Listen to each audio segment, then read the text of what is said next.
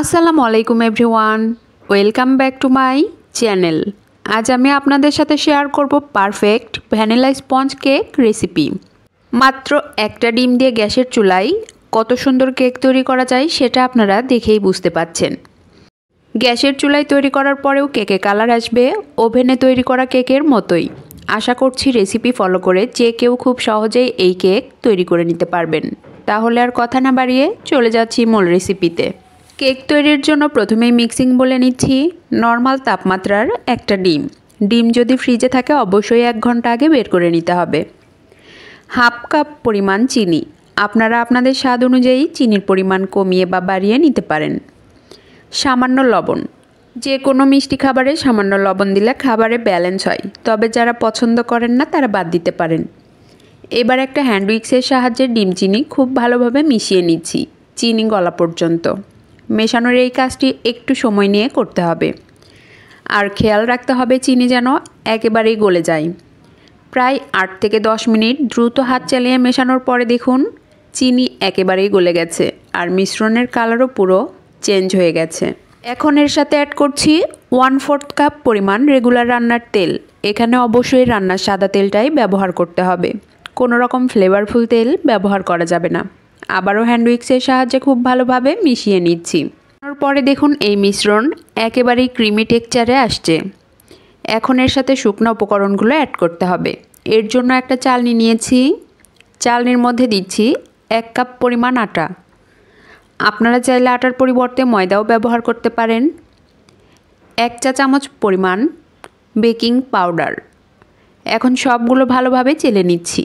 যে কোনো কেক তৈরি করার ক্ষেত্রে অবশ্যই চেষ্টা করবেন শুকনো উপকরণগুলো চেলে নিতে, এতে করে কেক অনেক বেশি সফট, মসৃণ আর ফ্লাফি হবে। চেলে নেওয়া হয়ে গেছে, এখন হ্যান্ড উইক্সের সাহায্যে আবারও সবগুলো ভালোভাবে মিশিয়ে নিচ্ছি। একদিক থেকে ঘুরিয়ে ঘুরিয়ে ফোল্ডিং মেথডে মিশিয়ে নিচ্ছি। এই ব্যাটার মেশানোর ধরা বাঁধা কোনো নিয়ম নেই, যে কোনোভাবে মেশালেই হলো, তবে একদিক থেকে ঘুরিয়ে ঘুরিয়ে মিশালে খুব দ্রুত মিশে যায়। মেশানোর পরে দেখুন ব্যাটার অনেকটাই ঘন মনে হচ্ছে। এমন ঘন ব্যাটার দিয়ে কিন্তু কেক কখনোই পারফেক্ট হবে না। পারফেক্টভাবে কেক তৈরি করার জন্য এর সাথে অ্যাড করছি জ্বালিয়ে ঘন করা তরল দুধ। এখানে হাফ কাপ পরিমাণ তরল দুধ নিয়েছি, অর্ধেকের বেশি পরিমাণে অ্যাড করে আবারও ভালোভাবে মিশিয়ে নিচ্ছি। অবশ্যই চেষ্টা করবেন ঘন তরল দুধ ব্যবহার করতে, এতে করে কেকের স্বাদ অনেক গুণ বেড়ে যায়। ব্যাটার আবারও কিছুটা ঘন মনে হচ্ছে, এর জন্য আরও কিছুটা তরল দুধ অ্যাড করছি। এখানে প্রায় হাফ কাপের একটু কম পরিমাণে তরল দুধ লেগেছে, আপনাদের এর চেয়ে কম বা বেশি লাগতে পারে। তরল দুধ অ্যাড করার পর আবারও খুব ভালোভাবে মিশিয়ে নিচ্ছি। যে কোনো কেক তৈরি করার ক্ষেত্রে অবশ্যই চেষ্টা করবেন মেজারমেন্ট ফলো করে পারফেক্ট ব্যাটার তৈরি করতে, এতে করে কেক অবশ্যই পারফেক্ট হবে ইনশাল্লাহ। মেশানো হয়ে গেছে, এখন কেকে সুন্দর একটা ফ্লেভারের জন্য অ্যাড করছি 1 চা চামচ পরিমাণ ভ্যানিলা এসেন্স। আপনারা চাইলে ভ্যানিলা এসেন্সের পরিবর্তে অন্য যে কোনো এসেন্স অথবা সম পরিমাণে লেবুর রসও ব্যবহার করতে পারেন, এতে করে ডিমের কাঁচা গন্ধ চলে যাবে, কেকে সুন্দর ফ্লেভার আসবে। মেশানো হয়ে গেছে, মেশানোর পরে দেখুন ব্যাটারের কনসিস্টেন্সি ঠিক কেমন হয়েছে আমি আপনাদের দেখিয়ে দিচ্ছি। ব্যাটার একটু উপর থেকে ফেললে সাথে সাথে মিলিয়ে যাচ্ছে না, কয়েক সেকেন্ড পর মিলিয়ে যাচ্ছে। কেক তৈরি করার জন্য ব্যাটার একেবারেই রেডি। কেক সেট করার জন্য বাসায় ব্যবহারের একটা সসপ্যান নিয়েছি। সসপ্যানে সামান্য তেল দিয়ে তেল ব্রাশ করে নিচ্ছি।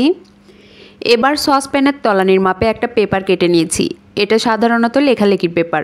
তলানিতে পেপার বসিয়ে পেপারও খুব ভালোভাবে তেল ব্রাশ করে নিচ্ছি, এতে করে কেক বেক করার পর খুব সহজেই মোল্ড আউট করা যাবে। এবার আগে থেকে রেডি করে রাখা ব্যাটার সম্পূর্ণটাই সসপ্যানে ঢেলে দিচ্ছি। সম্পূর্ণ ব্যাটার ঢেলে দেওয়া হয়ে গেলে একটা কাঠির সাহায্যে উপরে এভাবে সমান করে নিচ্ছি, এতে করে ভেতরে কোনো এয়ার বাবলস থাকলে ফেটে বেরিয়ে যাবে।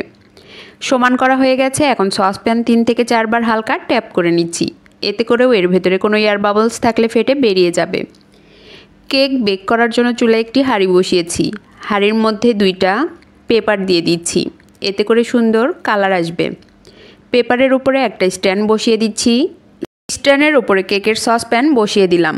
এখন একটা ঢাকনা দিয়ে ঢেকে মিডিয়াম টু লো এর মাঝামাঝি হিটে কেক বেক করে নিব প্রায় 40 থেকে 50 মিনিট। পরে একটা ভারী শিল দিয়ে দিচ্ছি, এতে করে ভেতরের ভাপ কোনোভাবেই বেরোতে পারবে না। কেক বেক করার ক্ষেত্রে অবশ্যই চেষ্টা করবেন সিলভারের হাঁড়ি ঢাকনা ব্যবহার করতে, এতে করে কেকে সুন্দর কালার আসবে। প্রায় 40 থেকে 50 মিনিট পর ঢাকনা সরিয়ে মাশাআল্লাহ দেখুন কেক কত সুন্দরভাবে বেক হয়েছে। ভেতরে পারফেক্টভাবে হয়েছে কিনা একটা কাঠি দিয়ে চেক করে নিচ্ছি। কাঠি একদম ক্লিন আসছে, তার মানে ভেতরেও একদম পারফেক্টভাবে হয়ে গেছে। অনেকেই বলেন হাঁড়ির ভেতরের পেপার পুড়ে যায়, দেখুন পেপার কিন্তু একেবারে পুড়ে যায়নি। কেক নামিয়ে ঠান্ডা করে নিয়েছি, এখন সসপ্যান থেকে ছাড়িয়ে নিচ্ছি। যে কোনো কেক বেক করার টাইম সবার ক্ষেত্রে একই রকম নাও লাগতে পারে। কেক কতটা ছোট বা বড় তার উপর নির্ভর করে কেক বেক করতে ঠিক কতটা টাইম লাগবে। কতটা পারফেক্ট হয়েছে সেটা আপনারা দেখেই বুঝতে পাচ্ছেন। আপনারা বাসায় অবশ্যই একবারের জন্য হলেও ট্রাই করবেন। আমার রেসিপির কোথাও যদি আপনাদের একটুও ভালো লেগে থাকে অবশ্যই লাইক, শেয়ার, কমেন্টস করবেন।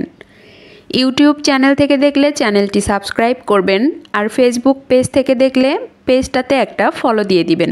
এবার কেক কেটে দেখিয়ে দিচ্ছি কতটা নরম তুলতুলে হয়েছে। আশা করি আমার রেসিপি আপনাদের সকলেরই অনেক ভালো লেগেছে।